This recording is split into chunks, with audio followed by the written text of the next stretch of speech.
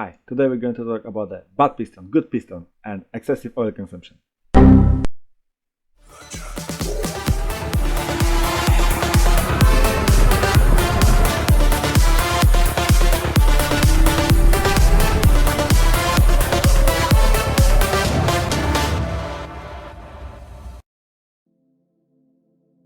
Welcome guys. In today's episode I would like to show you the way through excessive oil consumption problem with my Mazda. As you can see at the video, at some point it become really oil thirsty. The reason behind in the early Duratec engines in Ford and the MZR engines which we found in Mazda, it's a piston design. As you can see, the oil ring, the bottom one, it's permanently stacked, it's seized in the groove, doesn't move. For reference, here's how it's supposed to look. That's all cleaned, measure it and fit it with a set of new rings, a piston. As you can see, the difference is massive and everything moves freely and it works.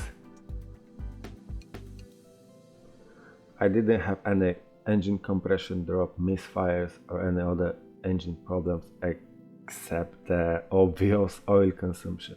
As you can see, two top rings are perfectly fine. The only issue is with the bottom oil one. I'm gonna grab some pick and I try to dig it out of the groove to show you more. Yeah, it's stuck. It's like welded in. It's a regular 3-piece oil ring. There are two steel rings that holds the spring in between. I allowed to swipe the oil out of the cylinder surface and drain it back to the oil pan. As you can see, the groove is completely filled with the carbon deposits. Where I'm showing it now, it's supposed to be the hole which allows the oil to be drained down back to the oil pan. The reason for such big amount of the deposits is not enough drainage. As you can see, the piston got just two channels that allows the piston, the oil to be returned back to the oil pan. In this case, it's not enough flow to drain all oil back. It's being burned at the piston ring. That's where the deposits come. Have a look what amount of the deposits is collected over the time. There's no other way to clear up the channel than the drilling itself. It's mad.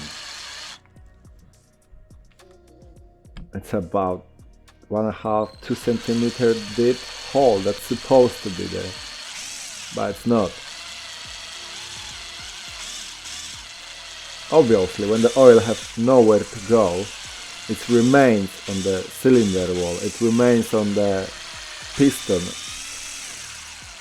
and just because the closure of the combustion chamber, the temperature is rising, it's being burned, simply being burned. That's where all these deposits comes over the time. There's no way to wash it out, there's no other way to clean the channel than drilling it. It's madness. That's crazy. Let's look at the amount of dirt. As I have mentioned before, I'm not only going to clean the pistons and replace the piston rings itself, I'm also going to improve the drainage. The plan is to drill 4 additional channels that will allow flow more oil back to the oil pan. It will result that the no oil remain at the piston ring and not being burned as it used to now.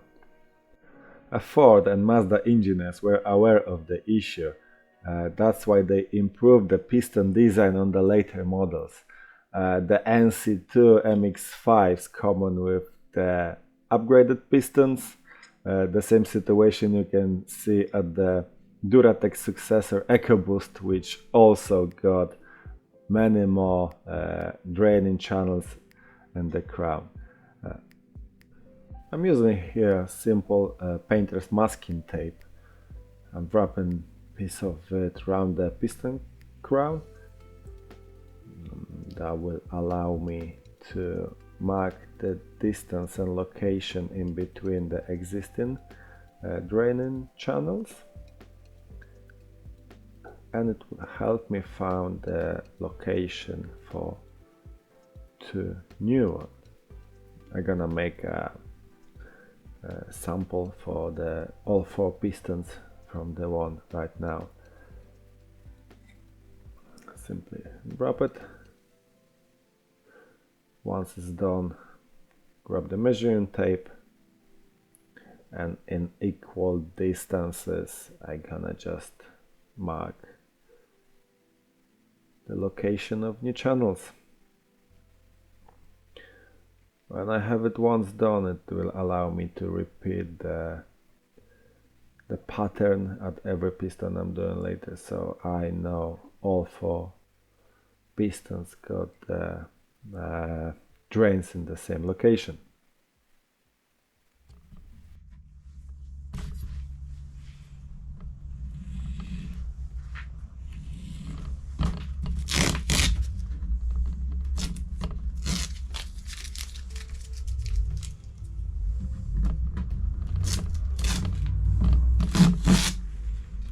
Once my sample is done, I'm just simply sticking it back at the piston. I want it lined exactly with the existing channels, and as you can see already, it shows me exactly where the new channels wanna be, nicely and equal distance from each other. Before I begin with drilling, I always want to make sure it's safe to. It's always worth to have a look underneath under the piston crown and make sure there's enough room for safe drilling, or we're not going to drill in the place that might actually weaken up the piston. When it's safe to do so, just mark it down, begin the drilling.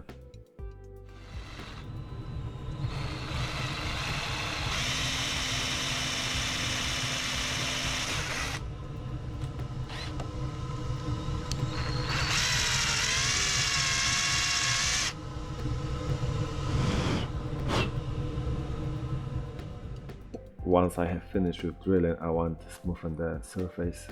I'm gonna use the round drill bit, and I will do my best to smoothen created sharp edges on the new channels. I will try my best to make them as smooth as possible. I want to take them from this into as best flow and smooth shape possible.